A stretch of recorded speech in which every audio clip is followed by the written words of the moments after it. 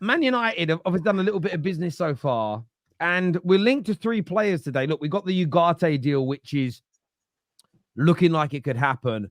But there's some other really credible deals that United are either at the early stages of or looking to proceed with. Names that I think are very exciting to United fans. Zubamendi, Xavi Simon, Frimpong from Leverkusen as well. I don't think Man United are going to sign all 3, even though we're kind of looking at and working on all these deals. But if you're not able to get a combination of those 3 and add it to the Lenny Euros, the Xerxes, and what looks like a Ugarte deal that's going to go through, how good a summer? I want to throw this to Nobbins first of all. Does that look like Man United would have, in your opinion? I think really good. I think that lots of people have been a bit weird about the whole Euro side. I don't know how is it Euro? I pronounce it. Euro. Yeah, Euro. I think. Everyone's been having a go saying, "Oh, you've overpaid." Yeah, but you overpay for a premium to have the player now rather than Madrid having him next year. So I think it's quite a good signing, to be honest. You needed centre back depth, obviously with Varane leaving. Real Madrid wanted him. Regards as one of the most exciting centre back prospects. I think it's a good signing. I do think that they need to bring in a proper defensive midfielder, a proper partner for Kobbie Mainoo, because I think he's clearly the future of your midfield. I don't know whether Ugarte is that guy. Because I just don't know if they would match up that well. Time will tell. But either way, I like the ambition that Xerxes signed. He's probably going to be a better combination player for Rashford compared to Højlund. We've seen, when Rashford had like a sort of like a second striker, false nine type play to bounce off, like like a Weghorst, for example. Rashford played quite well himself. So I think Xerxes could maybe unlock that. A couple of seasons ago, Rashford. It's looking promising, to be honest. Yeah, from a United perspective, there's still lots to be done. There's still a lot of dead wood at the club. I think Diallo needs to have a good season in terms of he needs to be given a chance, because when he played towards the end of last season, it was fantastic. I already prefer him to Anthony, to be honest. And yeah, if you can sign like maybe 1 or 2 of those names you listed, that sounds like a brilliant summer, to be honest. And hopefully, from a United perspective, a good change of direction. The question will always be, for me, is can Ten Hag do it in respect of, can he take United to that next level? I'm still yet to be convinced of that. But in terms of the recruitment in isolation, I think it's very promising. Yeah. If you're a United fan, I think you've got to be really happy with what's going on. Definitely. So, Henry, I mean, I've seen a couple of your videos going crazy viral in the last few days. Twerking for those Man United fans we see, but it's obviously tongue in cheek. But you you're looking at our business and you're sort of talking about how you're a bit worried about how United are moving. You look at the Zubamendis, the Frimpongs, the Xavi Simons that we're kind of linked to, and the links feel doesn't mean we get them all, but the links do seem really credible. You're quite impressed with United so far. Yeah, it's not just that; it's getting rid of Mason Greenwood. So that'd be 100% profit as an academy player. Scott McTominay's got a few clubs interested in. Jadon Sancho looks like he's going PSG. Lindelof, Maguire. Aaron Wan-Bissaka going to West Ham. There's a lot more than just the incomings. And that's how you can tell on a good transfer window. With regards to Zubamendi, I don't think they'll sign. I think it will be Ugarte. I think Zubamendi is better on the ball, but Ugarte is better off the ball. And I look at Zubamendi, if they bring him into Man United, he's a very good midfielder, but who can play the 6 at an exceptional level, but can also play an 8. And they've also got Mount, McTominay can play the 8, and obviously Kobe, who will be the starter. And I look at the DM position, I think Ugarte probably makes the most sense for the double pivot of him and Mainoo. But like Nobbin says, I don't necessarily know how that relationship will work yet. But yeah, I think Man United are, so far in the window, have been the most ambitious football club. The new owners have come in. There's a lot of bad sort of media press around Erik ten Hag getting a contract extension. Not a lot of people agreed with it, and they've stuck by him and they've gone into it, and they've brought in an 18-year-old that Madrid and Liverpool are interested in. Okay, fair enough, they paid top money for him, but that's what you got to do now. They've brought in Joshua Zirkzee. If they can bring in Xavi Simons as well, kind of this Dutch connection with Ten Hag, Van Nistelrooy and co, then I think United will get Champions League next season. I think Villa will have a drop-off because I don't know how they're going to cope with the Champions League and Premier League. I don't know Tottenham I don't think Tottenham right now, again, I don't think our squad's good enough. Chelsea's a huge question mark. Obviously, City and Arsenal and Liverpool are the top 3. It just leaves Man United at the moment. There, if they can bring in a few more players, you got Bruno is a GA machine. He'll always get goal contributions. They just need another right winger, because Anthony, He's not that guy. Diallo. Yeah, I mean, I know he's come out and said he's got a lot of physical attributes. Ahmad is going to be one of the main guys on that side this season. I think you're going to see. I think they need more than Ahmad, though. But I think this is where Frimpong on this list may then come in. I think if and when the bid comes in and we sell Wan-Bissaka, I think that's when you look at a player like Frimpong, because he's more of a winger than he is a defender. And I think that you can utilize him in that way, if that makes sense. And I think that if you're looking for players, and it's so fashionable in football now, Pep does it the best. It's about having players that are not about putting square pegs in round holes, but having players that are genuinely multifaceted. And I think for me, that is what I would look at to add something extra onto that right-hand side. And I think Frimpong's an excellent talent. He's been a player United are looking at for a while.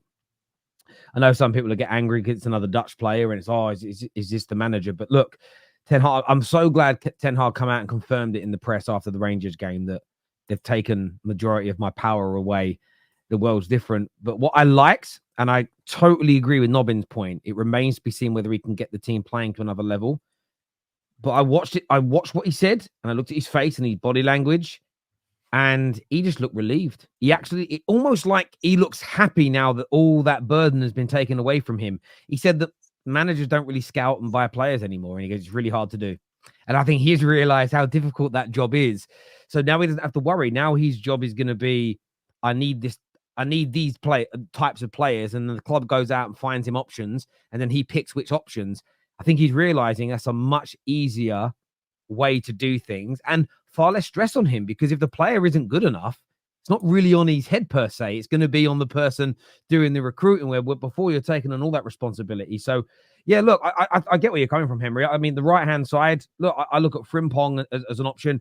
Zubamendi is the one out of all of these names. I like Xavi Simon, but we've got Bruno Fernandes. We've got a number of attacking players I think can create and score at this particular juncture. But I think about Zubamendi, and I know we're looking at Ugarte, and I've seen a lot of people in the comments go, Ugarte isn't going to solve all of United's problems. Well, of course he isn't. No one singular player is. But you add Ugarte and Zubamendi to this Man United team, and you couple that in with Bruno Fernandes and Mainu. We see McTominay, maybe Casemiro leave as well. Suddenly, the upgrade on our midfield in terms of physicality, age, and technical ability is light years ahead of where it's been. And suddenly then I feel far more confident that we'll achieve what Nobbins has just said, and that is that the style of football and the level of performances will improve and become more consistent. Then there is no excuse to not be able to play out from the back and maintain possession with those, and then win. And one of the little things, and it was only against Rangers, so I'm not getting carried away, I want to see it in more preseason games, is it was the speed of which we got back into defense when we lost the ball.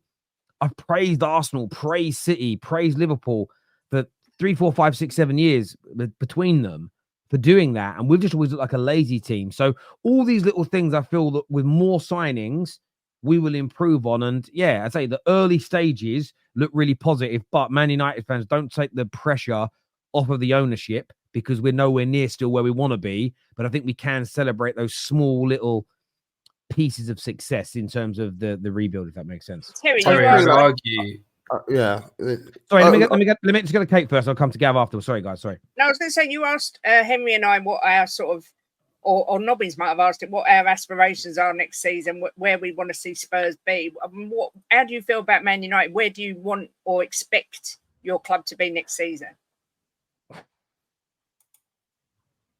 Let me just say this. Let's just say we sign 3 more players that we all universally agree they've improved Man United. Let's just put that out there as that. If that happens, top 4, but closing the gap where you look at it and go, well, we made the top 4, but you can kind of celebrate that because you can see performances getting better, style of football's better, and you're closing the gap on the teams that are challenging for that Premier League title, because that gives you that hope next year that, well, if we have another good summer, we're going in that direction. And I want us to try and win a trophy. And what I always mean by that is, depends on the run you get. You know, if in the FA Cup you're drawn away to Liverpool in the third round, and then you're away to Arsenal in the fourth, and then you're away to City in the fifth round, and you go out, I might not necessarily be as angry as if we get knocked out by, you know, Sunderland away in the third round, or lose a semi-final to a Cardiff, right? So you have to always sort of contextualize that. But I want a trophy. I want to see the football improve. I want to see us get into the top four.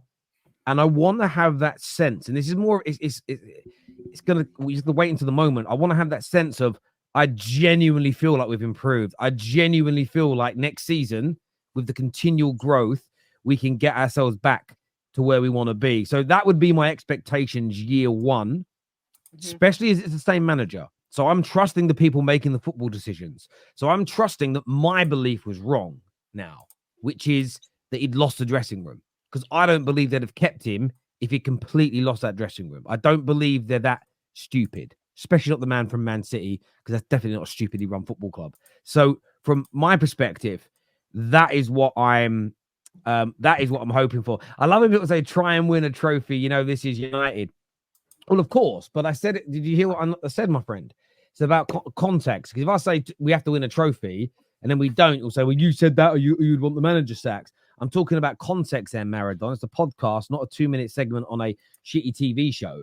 So from my point of view, it's, of course, I want to win a trophy, but that's not always possible. But sometimes you don't win a trophy, but you're not going to throw baby out with the bathwater. And if we have that style of football, if we're progressing, if we're becoming a much better team and a bigger threat, that for me, year one in this rebuild would still be enough. If we can add trophies into that, if we can add Champions League qualification, then it's absolutely amazing. But there is the possibility that things at times get a bit worse before they get better, as I'm hoping we're going to be completely changing our style of football as well. So I think you have to temper that all in. But my aim and what I want us to try and do is win a trophy this year. I'd like a domestic trophy. I'd like to pick up the Europa League as well, to be honest with you. I'd love to go win another European trophy because, you know, there's a couple of big teams in that, though, the Europa League. A couple of big teams in that. Who's in it? No, I'm joking. I was going to say Dortmund are in it. Do you know what I would love? Do you know what I would yeah. love? Do you know what I genuinely would love? I'd love a Spurs Man United final in the Europa League. Oh no! I'd love it. I would love it. Love it if we beat if them. you guys lose. Stop Who? it, Terry. If United lose against Tottenham, I'll say this now without any caveat, nothing. Man United will never lose a final in my lifetime to Tottenham, ever. Oh my God, you cannot say that, Terry. That's a terrible statement to make. No, listen. I mean that in my lifetime, Spurs will not beat Man United in a final. Oh my God, I would take that bet, but I don't know if I'm going to know you my whole life because you know. I bet you £500, Kate, that your club never beats Man United in a final in my lifetime. You've got it with me. Have you ever beaten us in a final in the last 130 years? It doesn't matter what about the past. We're looking at the future, Terence. No, I know. I'm just generally. I don't even know if have we actually played each other in a final? Yeah, 2009 League Cup. We beat you. So you've had one final in 130. Yeah. The thing is, do you know why I'm really confident about my bet? Because you mugs barely make finals. So, do you know what I mean? You've been in about five finals in the last 40 years. I feel really confident about that bet. No, but Terry, trust in Big Ange, man. Trust in Big Ange. You'll get the second season. He always wins something, Terry. Get ready with that 500 squid. Sort of like flipping. Go on. And sort of like flipping back to Man United though. Like I think Man United fans understand the situation, but other fans, rival fans, will always take the mick. No one's really taken into consideration how many starting lineups that Ten Hag's been able to put out that are the same back to back, week on week. It's always been impossible. There was it something like 40 different partnerships or whatever in centre back, and then if you take that into consideration, then Man United didn't really actually have that bad of a season last year. You know, you look at Arsenal. Arsenal were able to put out the same starting lineup pretty much every week. You know, Chelsea were another one that struggled having to be able to put out the same starting lineup each week. I know teams struggle with injuries and that sort of stuff, but if he was actually able to do that, I think Man United would have done a little bit better than they did, and they still come away with some silverware. And also the season prior to that, Come third. I just don't think And won a that people trophy. are and won a trophy. I don't feel like people are putting enough respect to Man United right now. And it hurts me to say it as an Arsenal fan, but it's interesting because I think I haven't watched what he said, but Ten Hag has said that the only manager that's made a bigger impact than me in England in the last 2 years is Pep. I think what he means is the only manager that's been more successful in the last couple of years. And sometimes, I remember once when Ten Hag said, I've won a title here. Not Ten Hag, Van Gaal, I've won a title. What he meant is I won a trophy in England, not so much that, because we call it the title. I think there's a terminology thing here. But factually speaking, he is right. There hasn't been a more successful manager in England in the last 2 seasons than him. He hasn't played the best football. We haven't been the second best in the league over that time. But in terms of brass tacks, lifting trophies, Pep's far superior achievements in that time. But everybody else, like last season, it was one of the sweetest things at the end of the campaign. We had the worst season out of the traditional top 6 in terms of everything, barring that final kick of the ball, the last day of the season, FA Cup final. It put us above all but City. And there is some truth to that. And the one thing where I would defend Ten Hag is that we've cleared out a lot of the medical teams, a lot of new people there in that area. Like we I don't know what we looked at when we looked at the scans and x-rays of Lisandro Martinez's foot after his first metatarsal break. How we didn't notice that his foot was still broken and didn't heal properly, and then had him training and playing for 8 weeks on a broken foot. I mean, you can't, for me, I'm not blaming the manager per se for that. I'm blaming the medical department. Like he's only taking the advice of the medical team, and there was multiple situations like that. So look, if we keep more players fit next season, if we bring in a few more players as we've done so far, and if we keep, we've changed our coaching staff, if the style of football changes as well, I think United can have a good season next year. A lot of people are writing us off, that they're not even mentioning our name in the top 4 race. They're not even talking about us as winning trophies. That's crazy to me. I think we're in contention for every single trophy in the domestic trophy, and I think we're in contention to win the Europa League as well. The Premier League and finishing in the top 4. I think the top 4 race is going to be really interesting, because right now, I think only 2 teams are in the title race. That's Arsenal and City, and I think everybody else is therefore going to be inside the top 4 races, you would call it. But I don't think it's a foregone conclusion of who the other 2 teams are going to be. I really don't. And look, we have a good year in Europe as English teams as well. It could be the top 5 sides again, as we know. So, look, Man United is still a lot of work to do to get us back to where we want to be. But I really trust the people that are running the club now. And they're just